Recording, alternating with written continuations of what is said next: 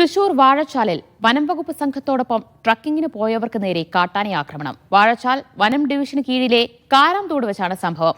ഉൾവനത്തിൽ വെച്ചുണ്ടായ ആക്രമണത്തിൽ ഒരാൾക്ക് പരിക്കേൽക്കുകയും ചെയ്തിട്ടുണ്ട്. നടരാജ് പരശുറാം വിവരങ്ങൾ നൽകും. നടരാജ്, ഈ വനംവകുപ്പ് സംഘത്തിനൊപ്പം പോയ ഈ സംഘത്തിലുള്ളവർക്കാണോ ആക്രമണത്തിൽ പരിക്കേറ്റിട്ടുള്ളത്?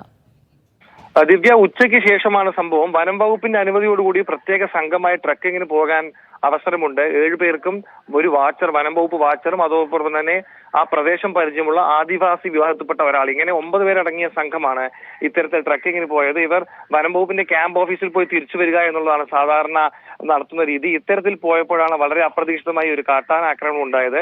ആ കാട്ടാന ആക്രമണം ഉണ്ടായപ്പോൾ തന്നെ സംഘാംഗങ്ങൾ ചിതറിയോടി. ഇതിൽ ഒരാൾക്ക് തലയ്ക്ക് പരിക്കേറ്റു. ഇരിങ്ങാലക്കുട സ്വദേശിയായ ഒരാൾക്കാണ് പരിക്കേറ്റത് എന്നാണ് വിവരം.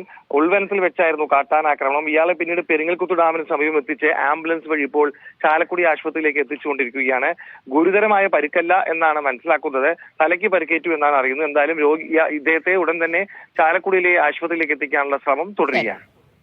നടരാജ് പരശുറാമാണ് വിശദാംശങ്ങൾ നൽകിയത്.